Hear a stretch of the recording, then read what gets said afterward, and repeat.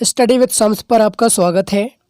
Bihar board कक्षा 12वीं कला विज्ञान और वाणिज्य मतलब आर्ट्स साइंस और कॉमर्स 100 मार्क्स की हिंदी में ग्रामर सेक्शन से यानी कि व्याकरण खंड से 8 अंक के लिए आपके बोर्ड एग्ज़ाम में एक निबंध पूछा जाता है। 2020 से कुछ वर्ष पहले ये 10 अंक के लिए पूछते थे, लेकिन अब इसमें से 2 माइनस करके केवल 8 अंक के लिए पूछा जाता है। आपके एग्ज़ाम में प्रश्न कुछ इस प्रकार से पूछते हैं कि निम्नलिखित में से किसी एक पर निबंध लिखें। निम्नलिखित का अर्थ शायद आप जानते होंगे, अगर नहीं जानते हैं तो यहाँ से आप समझ लीजिए, क्योंकि बहुत सारे जगह आपने इस शब्द को लिखा देखा होगा। निम्न का अर्थ होता है नीचे और लिखित का अर्थ होता है लिखा हुआ। इस प्रकार पूरे निम्नलिखित का अर्थ क्या हो जाएगा? नीचे लिखा हुआ। आप देख सकते हैं कि नीचे कई सारे विकल्प दिए हुए हैं, इसी में से किसी एक पर आपको निबंध लिखना है। 2020 में निबंध लेखन के लिए 6 विकल्प दिया गया था आपको, 6 में से किसी एक पर निबंध लिखना था। ये एग्जामिनर की इच्छा पर डिपेंड करता है। 2020 में 6 विकल्प दिया गया।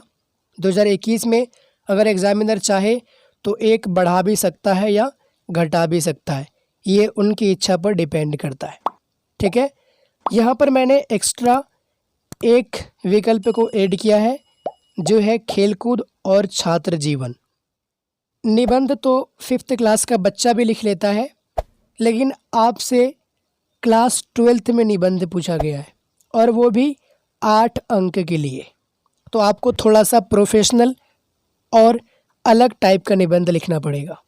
आइए इस वीडियो में समझते हैं कि आप किस प्रकार निबंध लिखें कि आपको पूरे 8 अंक मिल जाएं आपके बोर्ड एग्ज़ाम में। तो अभी आपने समझ लिया है कि आपके एग्ज़ाम में प्रश्न किस प्रकार से पूछा जाता है।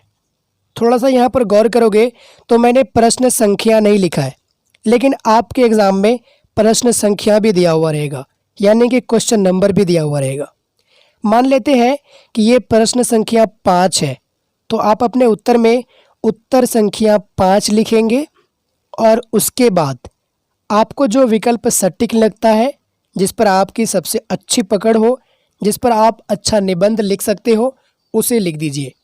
मान लेते हैं कि मेरी पकड़ इस टॉपिक पर ज़्यादा है, खेलकूद और छात्र जीवन पर, तो इसका विकल्प कौन सा है?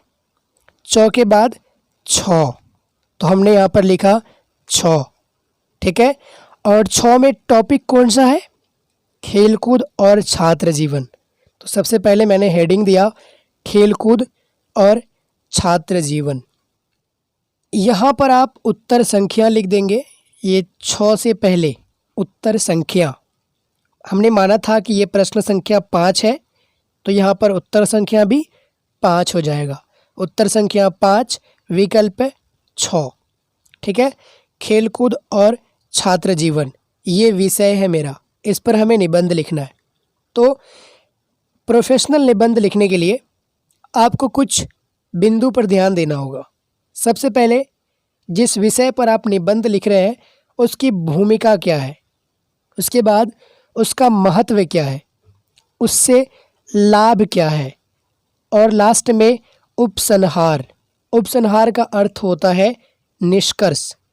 आप आसान भाषा में इसे निष्कर्ष भी समझ सकते हैं। शब्द उपसंहार का अर्थ आप और अच्छे ढंग से समझ लीजिए, क्योंकि इस शब्द का प्रयोग अलग अलग जगह पर अलग अलग अर्थ के लिए किया जाता है। अभी मैंने आपको बताया है कि उपसंहार का अर्थ होता है निष्कर्ष, और भी अर्थ होता है इसका, जैसे कि समापन। ठीक है, या अंत पर आकर सारे कार्य को समेटना। समापन का अर्थ वही होता है ना, अंत पर आकर सारे कार्य को समेटना। और दूसरा अर्थ है अंत या समाप्ति। तीसरा अर्थ है किसी कृति का अंतिम निष्कर्ष। किसी कृति यानी कि रचना, किसी भी रचना का अंतिम निष्कर्ष या सारांश भी बोल सकते हैं आप इसको, या सार भी बोल सकते हैं। अब मुझे उम्मीद है कि आपको उपसंहार का अर्थ अच्छे ढंग से समझ में आ गया होगा। अब आइए आगे बढ़ते हैं। सबसे पहले हमने लिखा है भूमिका, तो इसका वर्णन करना पड़ेगा थोड़ा सा। आपने जितने पॉइंट को ऊपर लिखा है उसका वर्णन आपको नीचे भी करना है, थोड़ा विस्तार से आपको बताना होगा। नंबर 1 पर भूमिका है, तो यहाँ पर हमने लिखा है नंबर 1। आप चाहे तो नंबर 1 के बाद इस जगह भूमिका भी लिख सकते हैं, नहीं भी लिखेंगे तो कुछ फ़र्क नहीं पड़ेगा क्योंकि नंबर सेम है, ऊपर भी 1 है और नीचे भी 1 है। इसकी भूमिका क्या है, अब इसको पढ़ के समझते हैं। मानव जीवन में खेल कूद का महत्व है, हम सभी जानते हैं। भूतकाल में यानी कि पास्ट में, पिछले ज़माने में हमारे देश में खेल कूद को महत्व नहीं दिया जाता था, लेकिन अब हम महसूस करने लगे हैं कि खेल कूद हमारे लिए उपयोगी है। इसलिए हमारे देश की प्रत्येक शैक्षणिक संस्था खेल कूद की व्यवस्था करती है। अभी आप देखेंगे तो हर कॉलेज में या छोटे से छोटे स्कूल में खेल कूद का प्रबंध होता है। अब खेल कूद शिक्षा का एक आवश्यक अंग भी माना जाता है। ये इनकी भूमिका के बारे में थोड़ा सा हमने वर्णन कर दिया, इतना भी काफ़ी है। दूसरे पॉइंट में हमने लिखा है खेल का महत्व क्या है, तो इसके बारे में बताना पड़ेगा।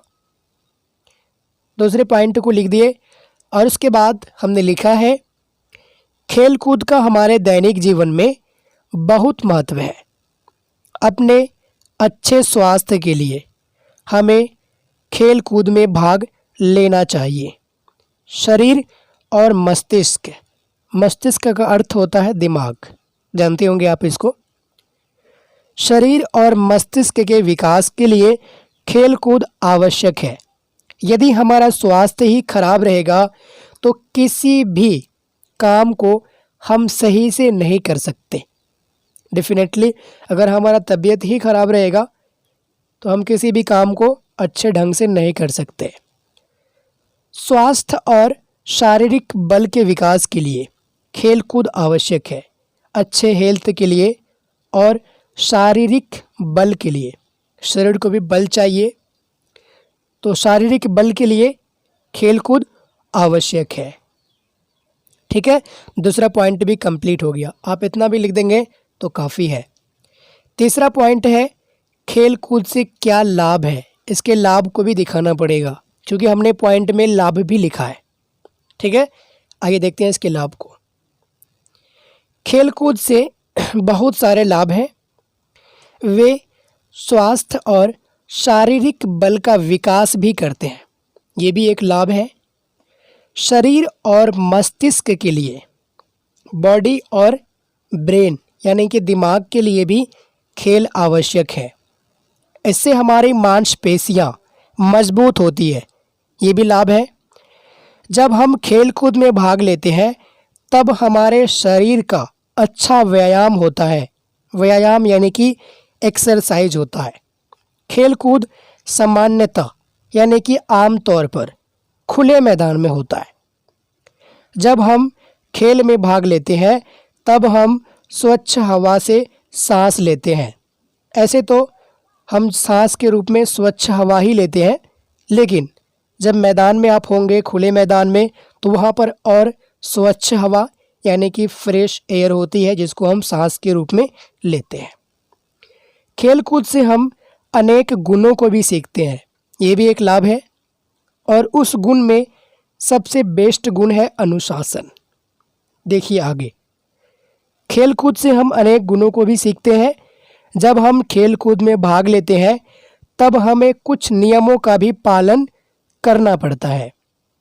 इसलिए हम कह सकते हैं कि खेल कूद हमें अनुशासन भी सिखाते हैं, जो कि हमारे व्यवहारिक जीवन में उपयोगी सिद्ध होते हैं। सबसे बड़ा लाभ तो मुझे यही दिखाई देता है, क्योंकि अनुशासन का भी हमारे दैनिक जीवन में बहुत महत्व है। अगर आप अनुशासन के अनुसार नहीं चलेंगे तो आपको वैल्यू भी नहीं मिलेगी। ठीक है, और लास्ट में है उपसंहार। यद्यपि यहाँ तक कि खेल कूद हमारे लिए बहुत उपयोगी है, हम सभी जानते हैं कि हमारे लिए खेल कूद बहुत उपयोगी है। फिर भी इसमें कुछ बुराइयां हैं। जब हम ज़्यादा खेल कूद पर ध्यान देने लगते हैं तो कभी कभी हमारा स्वास्थ्य खराब भी हो जाता है। खेल कूद में ज़्यादा दिलचस्पी होने के कारण छात्रों का बहुत सारा समय बर्बाद भी हो जाता है। कभी कभी खेल कूद को लोग जीवन का मुख्य काम बना लेते हैं। जब विद्यार्थी खेल कूद को अपने जीवन का मुख्य काम बना लेते हैं तब वे अपने जीवन को बर्बाद करने लगते हैं। ठीक, और लास्ट में मैंने यहाँ पर थोड़ा सा पॉइंट दिया है। अब देखिए क्या लिखा हुआ है इसमें। विद्यार्थी को हमेशा खेल कूद और अध्ययन में संतुलन बनाए रखना चाहिए। ये पॉइंट मैंने क्यों दिया? क्योंकि हमारा विषय था खेल कूद और छात्र जीवन। तो यहाँ पर कुछ छात्र के बारे में लिखा है हमने, इसलिए इसको हाईलाइट कर दिया है।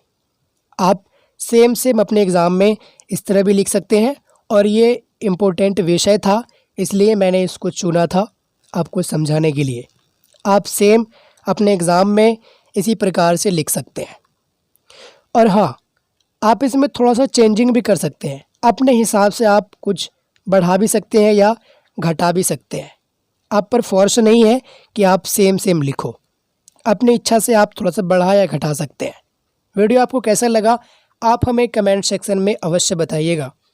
आपका एक लाइक हमें प्रेरित करता है, मोटिवेट करता है अगली वीडियो बनाने के लिए। ओके, अगली वीडियो में मिलते हैं। Bye bye, see you, love you all.